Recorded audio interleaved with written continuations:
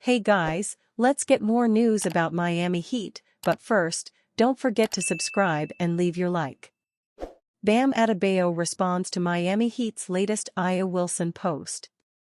It appears even the Miami Heat are taking playful shots at the friendship between center Bam Adebayo and Las Vegas Aces star Aya Wilson. On Sunday, Wilson was named the MVP of the WNBA. After it was announced, the Heat's official X account posted a random photo of Bam on this lovely Sunday. The use of the apostrophe was reference to Wilson's first name. Adebayo responded with a walking away gif. He and Wilson have been speculated to dating for the past several months. Neither has commented on it. Adebayo has used the apostrophe to drop subtle hints about his support of Wilson. They have been spotted hanging out in various venues, including Paris during the Olympics. Wilson was also in attendance earlier this month when Adebayo was given a key to the city after winning the gold medal. The Heat appeared to add fuel to the fire with another apostrophe post by responding, "What are y'all talking about?"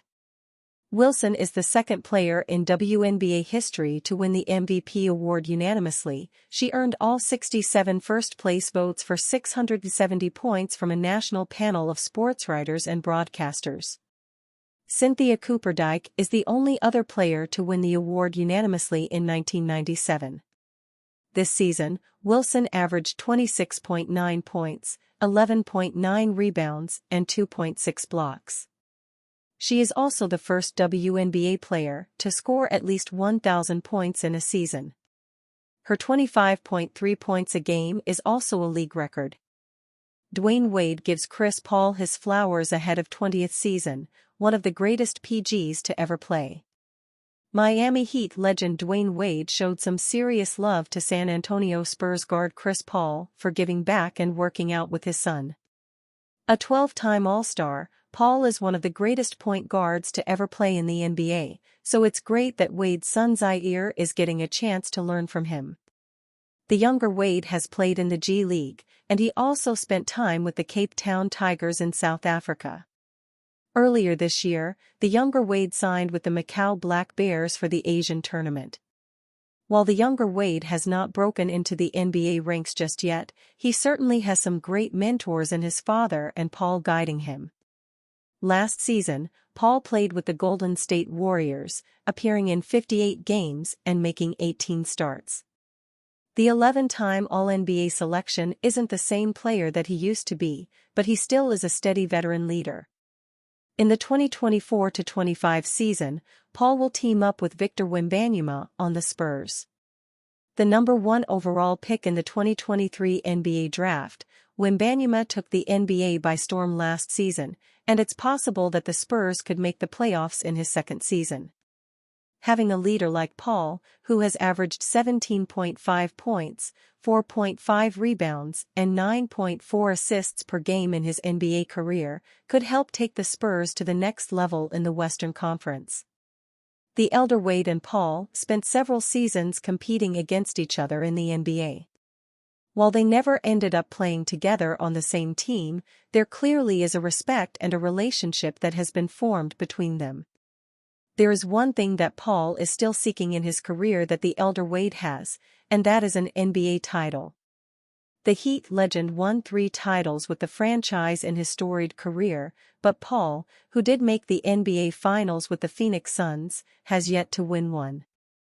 Hopefully, the veteran point guard gets a chance to chase a title in the closing stages of his basketball career. Shaquille O'Neal on how he made Pat Riley change his ways. Shaquille O'Neal is known for his larger-than-life personality both on and off the court, and during his time with the Miami Heat, he proved that even the toughest coaches could bend to his will. On the OG's podcast, Shaq shared a story about how he made the legendary Pat Riley, a coach notorious for his strictness, change his ways to accommodate the team's lifestyle, especially when it came to partying and practice schedules. Cleaned up for better understanding, my favorite part about UD is, let's just say we go to New York, because you know they talk about LeBron and them, the Heat less. we were the original Heat elves. So let's just say I go to New York and party a little too much. UD can tell in the first 3 minutes if I'm ready or not. He'd say, "Don't throw the ball to that motherf he ain't ready. He's out there bullsh ing, coach." UD would keep everybody in check. I was the first guy to convince Pat to change his ways.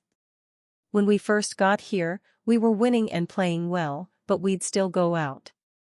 So Pat came to us one day and said, "We're going to give you guys a curfew, and if you break curfew, it's $1,000. I went into his office with a check for $41,000. I said, "Here's $1,000 times 41 home games. I'm a grown man, and that's just not going to happen. I don't drink, but the other guys do. Pat, the guys are going to go out, so just move practice back to 12 o'clock. I told him, "Look, if we go out until 3 o'clock and get to bed at 4 o'clock, we'll still be fine. As athletes, we only need 3 or 4 hours of sleep, but a lot of guys were hitting the 1942 and Patron, staying out until 3 o'clock, and then trying to show up at 8 o'clock. Our practices were messed up.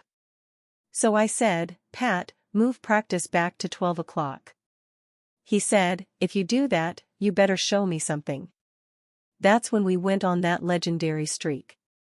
But after the streak was broken, he went back to the 8 o'clock practices. Shaq talked about how the Miami Heat, during his time there, were often referred to as the original heels, a team full of larger-than-life personalities who would still go out and party despite their intense game schedules. He explained that Udonis Haslem, his longtime teammate and the locker room enforcer, would immediately recognize when Shaq wasn't at his best due to a late night. Shaq recalled that as the partying and late nights continued, Pat Riley decided to crack down on the team. Riley, who built his success on discipline and hard-nosed practices, imposed a curfew on the team, telling them that breaking it would result in a $1,000 fine. However, Shaq, ever the free spirit, wasn't having it. He marched into Riley's office with a check for $41,000, symbolizing $1,000 for every home game that season. Although Shaq himself wasn't much of a drinker, he knew that other guys on the team liked to hit the nightlife scene.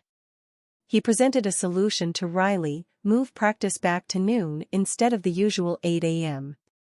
Shaq explained that the early morning practices were counterproductive because the guys were still recovering from the previous night's festivities. At first, Riley was skeptical but open to the idea. He agreed to Shaq's suggestion, but with one condition: the team needed to perform. The Heat went on a winning streak, proving that Shaq's unconventional approach to managing late nights and practice times could actually work. However, the honeymoon didn't last forever. Once the winning streak ended, Riley quickly reverted back to his original methods, reinstating the 8 a.m. practices. Shaq acknowledged that while the experiment worked for a time, Riley was never one to let discipline slip for long. This story highlights Shaq's unique ability to navigate both the competitive and social aspects of NBA life. Not only was he a dominant force on the court, but he also had the influence and charisma to challenge one of the most respected coaches in the game. Shaq's time in Miami not only delivered a championship to the Heat but also created legendary stories about how he could bend even the most unbendable rules. And you, fan? What do you think of the situation of Shaquille O'Neal? Leave your opinion in the comments.